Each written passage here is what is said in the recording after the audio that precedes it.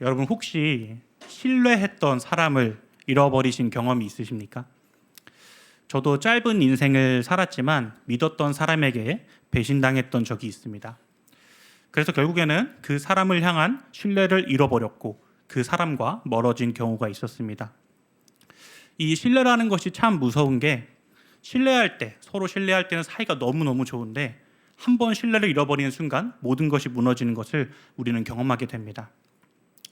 이런 신뢰에 대한 부분은 개인과 개인의 문제도 있지만 사회 안에서도 조금 더 크게 일어나기도 합니다.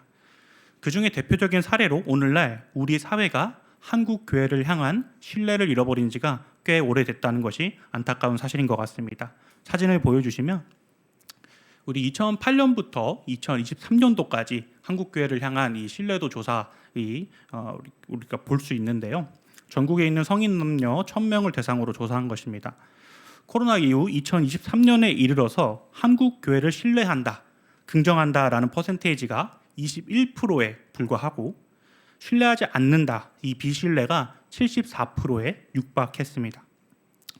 저는 이 신뢰도 여론조사를 보면서 마음 한쪽이 시큰거리기도 했지만 한편으로는 비신뢰가 무응답보다 많아서 좀 다행이다라는 생각도 하게 됐습니다.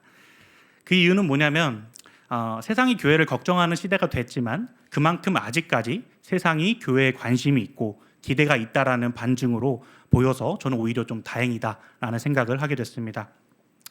저는 이런 안타까운 사회를 살아가는 우리 그리스도인들에게 우리가 지금 현재 매일 성경을 통해서 묵상하고 있는 역대하의 말씀이 답이 될 수 있다고 생각합니다. 역대하는 이스라엘 백성들로 하여금 하나님 나라의 백성으로서의 정체성을 기억하게 하기 위해 쓰인 성경입니다. 너희가 세상 가운데 너희가 아닌 하나님의 영광을 선포하는 사람들이 돼야 하고 또 그것을 통해 세상으로 하여금 하나님을 바라보게 하는 것, 그것이 너희들의 정체성이다라는 것을 기억하기 위해서 이 역대하 말씀이 쓰였습니다.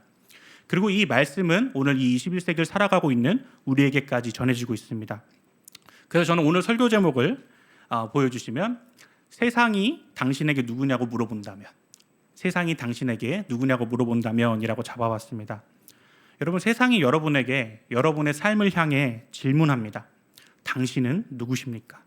우리의 도덕적인 문제 앞에, 정직함의 문제 앞에, 나의 행실의 문제 앞에 우리에게 계속해서 질문합니다.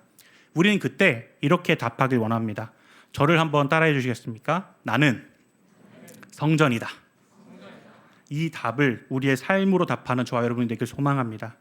그리고 그렇게 삶으로 드러냈을 때 하나님의 무한한 영광이 이 세상 가운데 비쳐서 이 한국교회를 향한 비신뢰가 신뢰로 바뀌어지는 역사가 우리 가운데 일어나길 소망합니다. 본격적으로 이 역대하 말씀을 살펴보려고 하는데요. 우리 아까 말씀드린 것처럼 우리는 현재 이 매일 성경을 통해서 역대하 말씀을 보고 있습니다. 그래서 오늘 이 역대하 산책의 이 말씀을 통해서 우리가 좀 역대하를 좀 잘 이해하고 좀 같이 읽으면서 은혜를 받았으면 좋겠다 해서 준비했는데요. 개요를 먼저 보여주시면, 자, 우리가 역대의 이 하를 이해하기 위해서는 어떤 성경도 같이 봐야 되냐면 역대상도 같이 봐야 됩니다. 여러분, 이 역대상과 하는 원래 한 권이었습니다. 그 성경을 이제 성경의 구성을 이제 또 편집하는 과정 속에서 두 권으로 나뉘게 된 건데요. 그러면 이 역대상과 역대하가 원래 한 권이었기 때문에 우리가 이 흐름을 알아야 됩니다. 그래서 이따가 제가 조금 더 이 역대상과 역대하가 어떤 성경인지 조금 더 흐름에 기반해서 말씀드리고요. 우리 두 번째는 이 역대기, 이 역대상과 하를 합친 이 역대기 그 책 이름의 뜻이 뭐냐면 그 시대의 사건들의 책이라는 뜻입니다. 그 시대의 사건들의 책. 너무 좀 어렵게 느껴지시죠? 결국 역사라는 얘기입니다. 이 책은 역사, 하나님의 시선으로 그리고 왕들의 이야기를 보고 그것을 통해서 우리가 깨달을 수 있는 것, 그 역사를 얘기하는 거거든요. 우리가 그런 말이 있죠. 역사를 잊은 민족에게는 미래가 없다라는 말을 우리는 자주 듣곤 합니다. 결국 이 역사는 정체성을 상징하는 것이죠. 우리가 이것을 기억하면서 세 번째 교훈을 보시면 이 역대기를 읽었던 독자들이 누구냐는 겁니다. 그 독자는 바벨론 포로 생활을 마치고 고국 땅으로 돌아온 유대인이고 그들의 후손들을 위해서 쓰였습니다.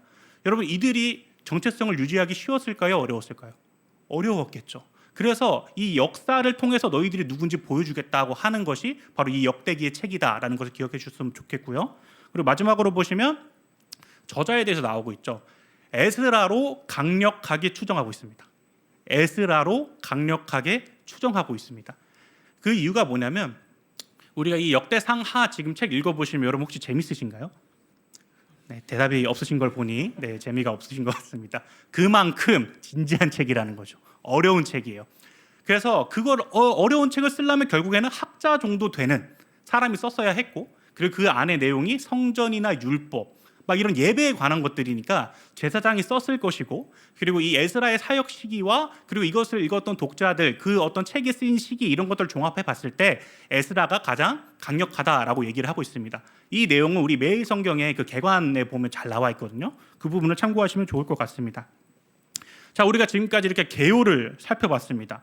이 계율을 살펴보면서 우리가 중요한 건 첫 번째 말씀드렸던 역대상과 역대하가 본래 한 권이었다라고 제가 말씀을 드렸죠. 그럼 이 역대상과 역대하를 이 흐름을 외우기 위해서 10글자만 여러분 외우시면 됩니다. 제가 오늘 10글자로 알려드릴 테니까 한번 잘 외워보시고 평소의 삶에서 한번 적용해보시면 좋을 것 같아요. 다음 보여주시면, 자, 좀 말이 웃기죠. 자, 역대상을 먼저 보도록 하겠습니다. 저를 한번 따라해 주시겠습니까? 족발 사이다. 개인적으로 제가 좋아하는 조합인데요. 정말 맛있습니다. 한번 드셔보십시오. 근데 원래는 사실은 발이랑 이는 필요가 없어요. 족하고 사랑 담아 있으면 되거든요. 근데 원래 저것만 쓰려고 했는데 뭔가 좀 욕 같잖아요. 약간 족사다 이러면 좀 뭔가 욕 같잖아요. 그래서 중간에 발이랑 이를 넣었는데 발이랑 이는 커트해 주세요. 자, 그럼 족은 무엇이냐? 족보입니다. 족보. 아담으로부터 시작해서 바벨론 포로에 이르기까지의 족보를 역대상에서 기록하고 있어요. 그러면 우리가 그런 말 많이 하죠. 네 족보가 어디야? 막 이런 말 가끔 우리가 듣지 않습니까? 그럼 우리는 세상에 당당하게 얘기합니다. 우리는 족보 있는 사람이야. 나는 하나님의 사람이야 하고 당당하게 얘기하셔도 됩니다. 족보는 곧 뭡니까? 정체성이에요. 너희들이 포로 생활을 했지만 너희들의 정체성은 누구에게 있다? 하나님에게 있다 라는 것을 이 족보를 통해서 강력하게 얘기하고 있는 것이고요. 그리고 저기 사는 사울 이렇게 되어 있죠. 근데 지금 보시니까 좀 특징이 어떻습니까? 좀 조그맣고 제가 검정색으로 좀 칠해놨거든요. 그 이유는 뭐냐면 이 역대상에서 이 사울이라는 인물은 원래 뭐 사무엘상하도 마찬가지지만 사실 조금 이제 부정적으로 드러나는 인물입니다. 왜냐하면 하나님께 순종한 왕이 아니었고, 그리고 다윗 언약 속에 다윗 지파 속에 있는 그런 사람이 아니었기 때문에 이 사울은 그냥 잠깐 등장합니다. 이스라엘 초대 왕으로 세웠다. 그리고 다윗으로 이어지는 하나의 어떤 디딤돌 같은 역할이었어요. 그래서 사울에 대한 분량은 굉장히 적습니다.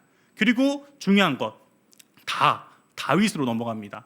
여러분, 이 역대상하는 다윗 언약 그리고 남유다 이 정통으로 쭉 이어지는 거거든요. 그래서 나중에 그게 쭉 이어지고 이어져서 예수님에게까지 가는 거죠. 그래서 너희들의 정체성은 이 뿌리 안에 있다. 그러니까 너희들이 포로 생활을 길게 하고 왔지만 너희들의 정체성은 어디 있다? 하나님께 있다 라는 것을 계속해서 얘기해 주고요. 그리고 중요한 건 이 다윗의 이야기 속에 뭐 전쟁도 승리하고 언약궤 옮기는 내용도 있고 뭐 다 있지만 제일 중요한 게 뭐냐면 성전을 짓는 준비, 기반을 마련했다는 겁니다. 역대상에서 이 다윗이 자신의 아들 솔로몬이 성전을 지을 수 있도록 준비, 기반을 마련했다는 것이죠. 그래서 이 역대상과 하에 흐르는 가장 중요한 흐름 중에 하나는 뭐냐면 성전입니다.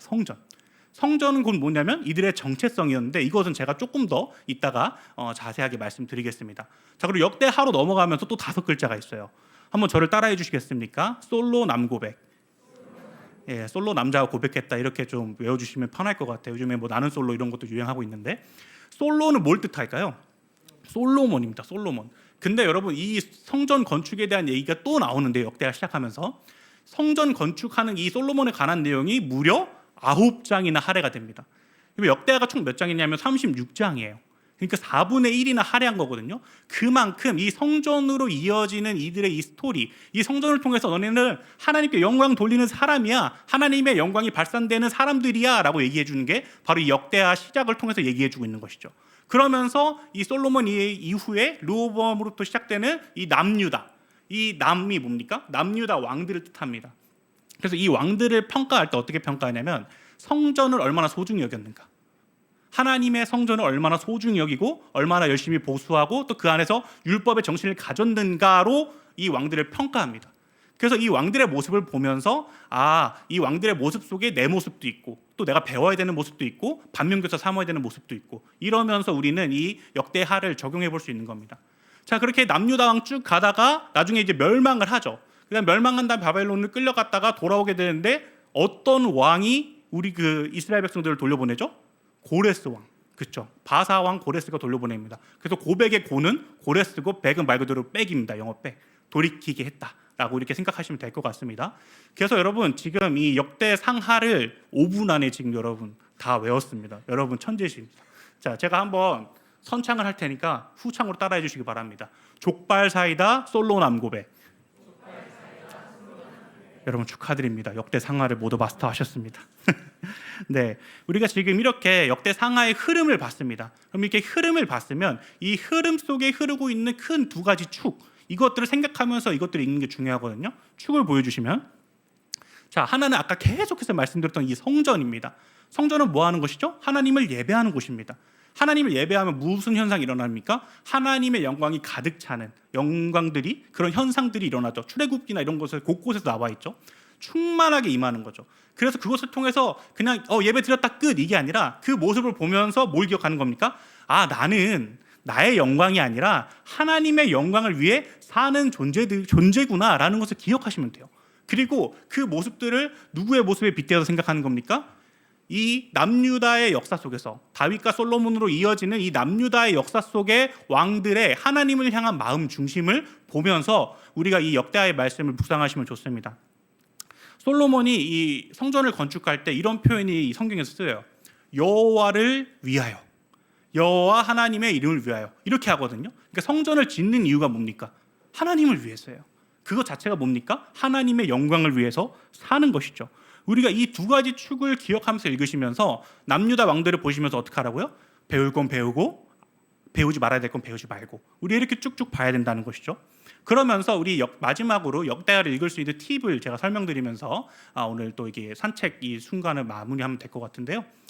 처음에는 기억해야 되는 게 계속 반복합니다. 성전입니다. 성전. 왕들이 성전을 어떻게 대하는가, 이 부분. 그러면 현재 성전으로 지내고 있는 나는 나를 어떻게 대하는가, 이거를 봐야겠죠. 내가 성전인데 나는 내 성전을 소중히 여기고 있나? 아니면 그냥 어떤 악한 왕들처럼 그냥 똑같이 우상 모시고 그렇게 살고 있나? 이 부분을 봐야 되고, 그리고 두 번째는 뭐냐면 아까 말씀드렸던 왕들의 행적입니다. 선한 왕이 있었고요, 악한 왕이 있었고, 애매한 왕이 있었습니다. 애매한 왕은 뭐냐?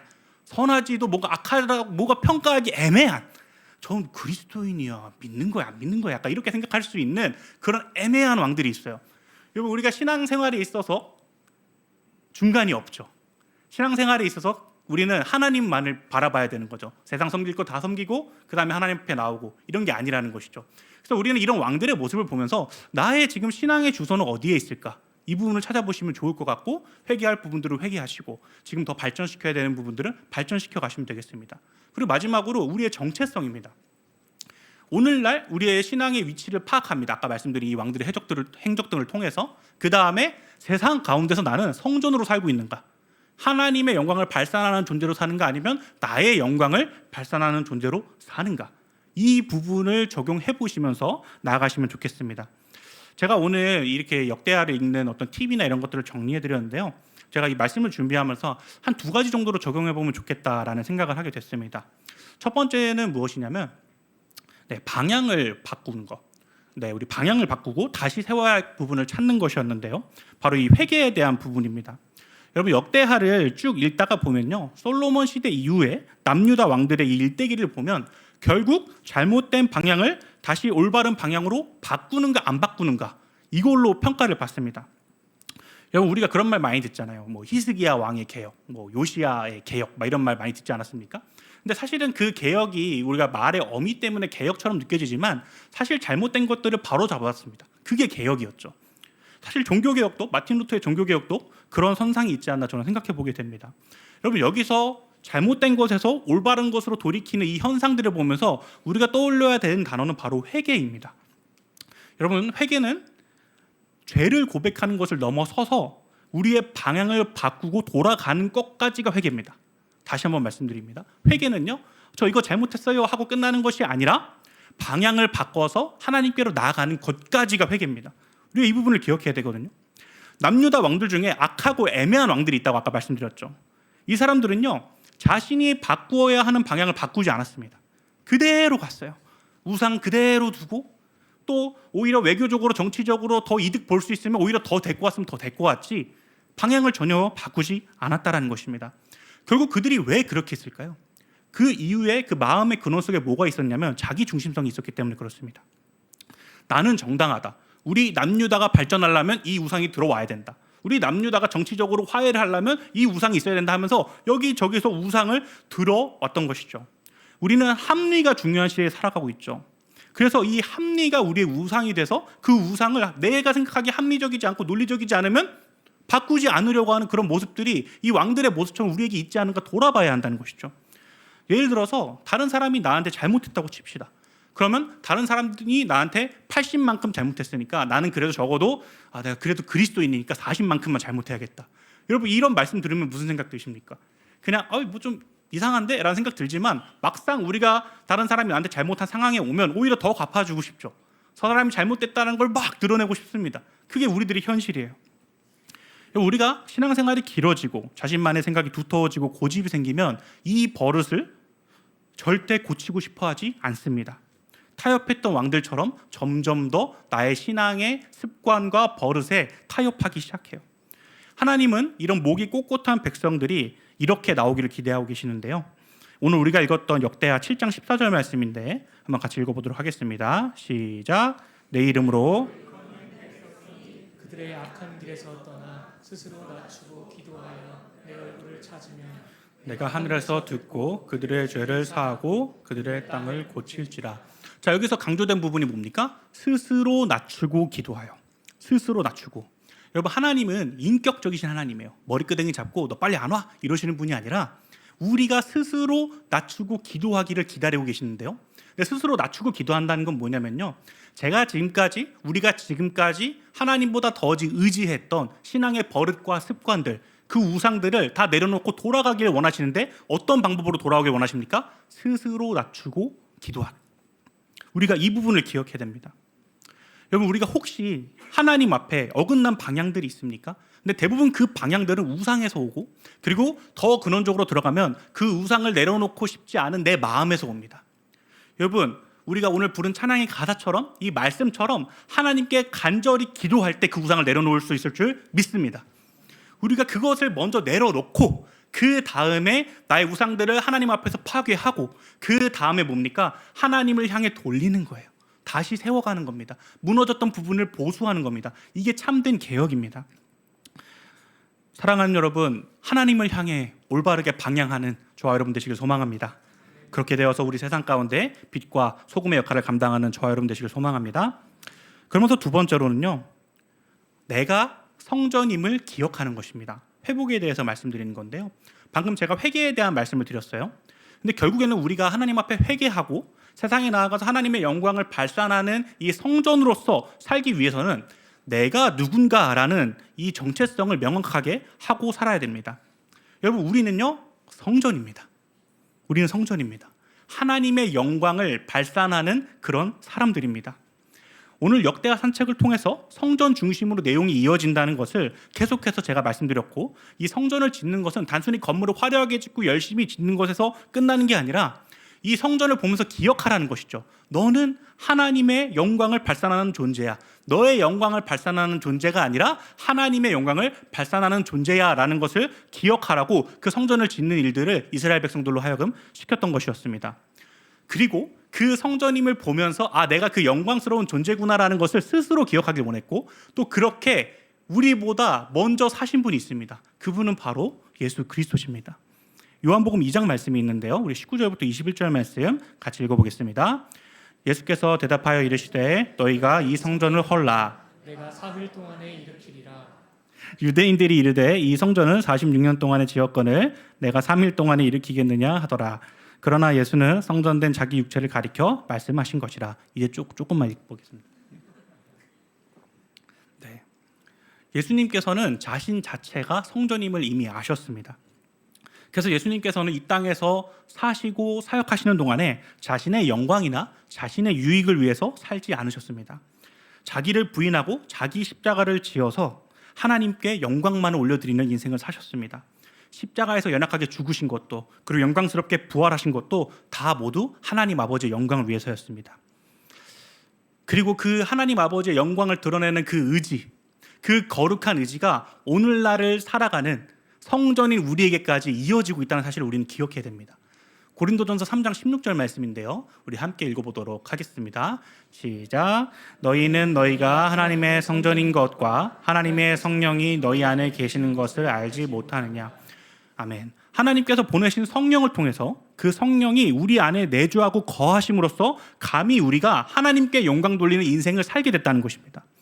여러분, 우리가 성전인 것을 아는데 감히 내 언어와 행동을 내 마음대로 할 수 있을까요? 여러분, 내가 성전인 것을 아는데 예배 드릴 때 감사함 없이 드릴 수 있을까요? 여러분, 내가 성전인 것을 아는데 기도하지 않고 배길까요? 우리는 이 부분을 기억해야 돼요. 우리가 하나님의 성전임을 기억할 때 우리 내면에 진정한 회복이 일어나는 것입니다. 우리 하루가 힘든 이유는 어떻게 해서든 내 영광을 드러내기 위해서 살아서 힘든 겁니다. 근데 우리 하루가 우리의 멍에 그 짐을 내려놓기 위해서는 내가 성전임을 먼저 기억해야 되는 것입니다. 그렇게 될 때 우리의 영혼에 진정한 회복이 있고 우리의 영혼에 진정한 기쁨이 있는 것입니다. 그래서 우리 옆에 있는 분들 바라보시면서 이렇게 축복했으면 좋겠습니다. 당신이 성전입니다. 이렇게 한번 축복해 볼까요? 자, 우리 한번 더 축복할 때 이렇게 인사했으면 좋겠습니다. 저도 성전입니다. 네. 여러분, 우리는 성전입니다. 우리는 나의 빛이 아니라 하나님의 빛과 하나님의 영광을 바라는 존재들입니다. 이 사실 기억하시면서 삶에서 하나님의 영광을 마음껏 드러내는 저 여러분 되시길 축복합니다. 말씀을 마무리하면서요, 얼마 전에 한 10일 전쯤 됐던 것 같아요. 제가 겪었던 이야기를 말씀드리면서 오늘 설교를 마무리하려고 합니다. 여러분, 제가 얼마 전에 차 사고를 당했습니다. 저희 엄마보다 더 걱정해 주셔서 감사합니다. 네, 저희 엄마는 별 반응이 없더라고요. 네. 근데 차 사고를 당했는데 뭐 크게 당한 건 아니었고, 제가 이 나이스파크 타워에 주차를 하고 있는데 이제 타고 내려가고 있었습니다. 2층에서 1층 내려가는 그 길목 아시죠? 이렇게 내려가고 있었는데 그 올라오는 차가 거의 시속 5, 60으로 올라오는 것 같은 거예요. 왕 이렇게 올라오는 거예요. 그래서 제가 너무 깜짝 놀라가지고 이 클락션을 빵 하고 이제 엄청 크게 울려서 팍 둘 다 이제 급정거하면서 멈췄습니다. 근데 이제 거의 서로 안고 있었어요. 차가 거의 진짜 이 정도 차이. 사진 보여드리려다 여러분 너무 걱정하실 것 같아서 혹시 궁금하시면 저한테 오시면 보여드릴게요. 그래서 이렇게 거의 이렇게 됐었는데요. 제가 너무 놀랬죠. 야, 이거 죽을 수도 있었겠다라는 생각을 이제 그때 했는데, 그래도 이제 그때 생각을 했어요. 내려서 그래도 좋게 좀 얘기해야겠다라는 생각을 가지고 내렸습니다. 근데 차를 타고 내렸는데요. 그 아저씨도 같이 내리시더라고요. 근데 그 아저씨가 갑자기 저한테 아니 더 크게 돌아야지 여기서 이렇게 작게 돌면 되냐고 저한테 이렇게 막 뭐라고 하시는 거예요. 그럼 제가 어떻게 했을까요? 궁금하시죠? 네.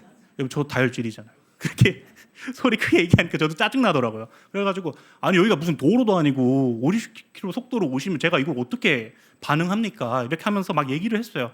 근데 그렇게 좀 이렇게 부딪히다가 어차피 서로 보험사 불러야지 해결되는 문제니까 보험사를 부르고 각자 차 주차하고 그 2층에서 같이 좀 대기를 하고 있었어요.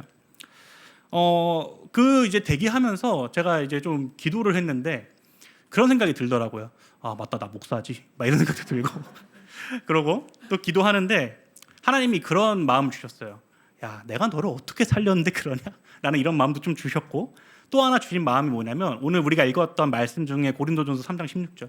너희는 너희가 하나님의 성전인 것을 알지 못하느냐? 이 말씀이 저를 너무 치시는 거예요.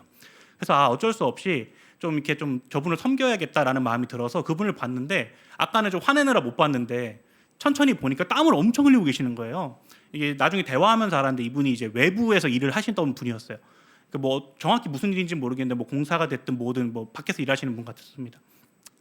땀을 뻘뻘 흘리시는 그 노동의 흔적이 있는 것을 보고 제가 이 나이스파크 타워 주차 1층에 보면 GS25 하나 있잖아요. 우리 갈매중 애들 많이 가는데 그 GS25에 가서 그 17차 사가지고 이제 그분에게 갖다 줬습니다. 그리고 그분한테 갖다 주면서 제가 조금 좀 소홀했던 것 같다, 경솔했던 것 같다, 죄송하다 이렇게 말씀드렸어요.